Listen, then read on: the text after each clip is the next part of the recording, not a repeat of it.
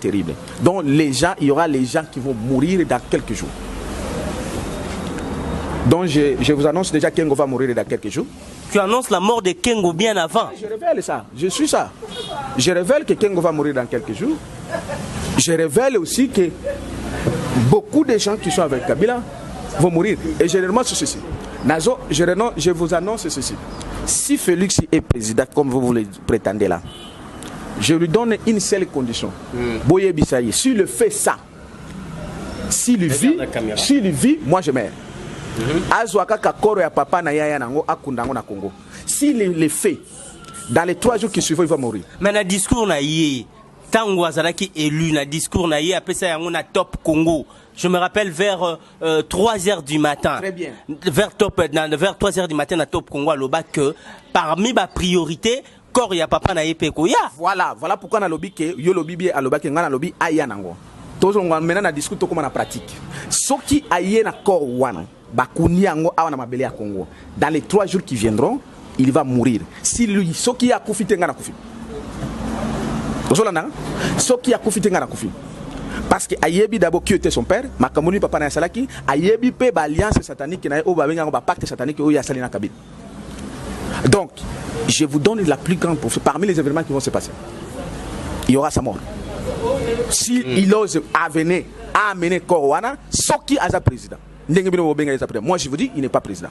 Il a accepté d'humilier le peuple congolais. Mais écoutez, le peuple congolais, c'est le peuple de Dieu. Le président, mais au cours constitutionnel a confirmé déjà. Je suis au-delà de cette cour constitutionnelle parce que cour constitutionnelle, c'est une cour de voleurs.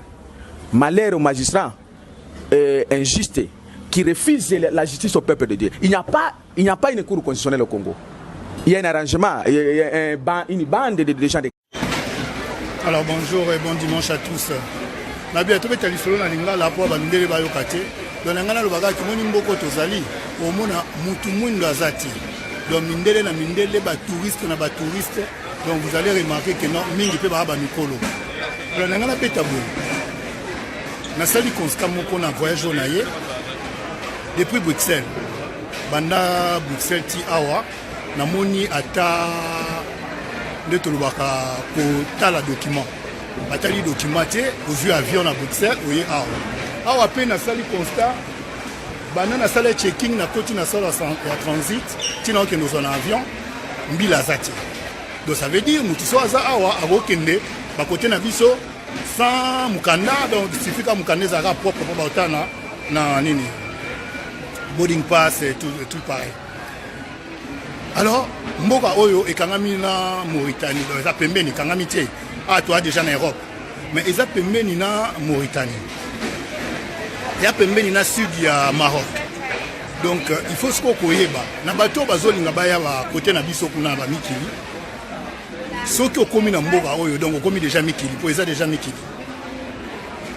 So, et tu as dit que tu bêtes ce qu'on m'a élé, tu sais que ça va m'a élé, n'eni, Moutarolongwa, Mauritanie ou bien Sud au Maroc, Waya, Mbogo. Ici, ce qui a commis Awa, Aouna Mikili. Pour Aozo avion, na EPPL, mais nous vous allez abouer, boire tellement mité mamabe, après beaucoup de bisabato, t'as la zone pas boire. Non, c'est pas pour la bande, on a vu son avis qui va te bérer, par le cabanzela, va côté nabiso.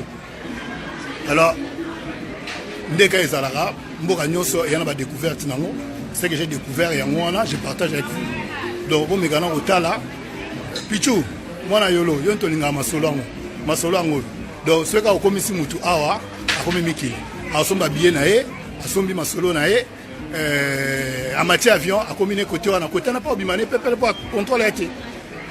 Donc c'est que j'allais dire moi le moto na ba été oyebani na dos de dos. Mais des bonnes choses, des bonnes choses. Bon dimanche. Donc bon moment solo pour Nabino, comme on a Santa Cruz et à capitale, mais Mbokango comme on a Ilango comme on a Tenerife. Donc so comme Awa, comme déjà na Miki pour ça déjà espagnol. Ça il a espagnol, mais ko ibaka ko longwa Mauritanie ko ya Awa. Ko katisango o katsango ndenge nini? Maroc na sud ko 400 nso bo découvrir en haut, donc comme awa contrôle a été tiba côté na biso comme no mikili. Donc le lieu que nous nyoko banzela ba Turquie, banzela ba Istanbul, ba Grèce, ba nini. Donc on mekana nous peut masolo to mekana ko développer ba maele, pa to bi ke ba famille ba zebele na ba kin ba nga ba kimana ba. bien que ba sénateur yango na ba député provinciaux ba salut ce soumité ma passe bon. Un bon dimanche à tous. Lomboto. Le cœur avec toi. Natalana nani sous Jires on a vu que mardi déjà vidéo année ça va tout dégâts tous éléments avec patience. Donc voilà quoi. Les bonnes choses à tous, un bon dimanche à tous. Tout bon bali solo oyo ba courager na bi que bazanga raté. Tout mes galons découvrir une là oyo, tout comme belé na mikili pona. Ce to bika to fana ba kino wana na ba sénateur wana na ba ni encore 5 ans sous to Kemba vraiment. Bon ndé bo remarquer donc ndélé na ndélé quoi. Mutu mundu azana ite. Moi mutu mundu so moni mutu mundu na kabilo dibal. Mutu mundu awa azaki donc oyamboka ba mindele. Alors je vous aime beaucoup. Bon dimanche. Lomboto. Lomboto katetende. Lenga simera na la photo hein. Akoma na photo quoi. Oui, appelle vidéo au moins la neige, neige en Afrique. Au moins la neige au moins. Petit dans la neige sera que vient moi on va passer quand on est petit. De nous dans la photo tout monde hein. Ko soini sangate par ko soini sangate na so na kana baso ko la neige. Na muninga na on est petit dans ngai. Au moins au moins la neige te petit ça complexé petit. Au bout nga likola maçon so boya nga petit.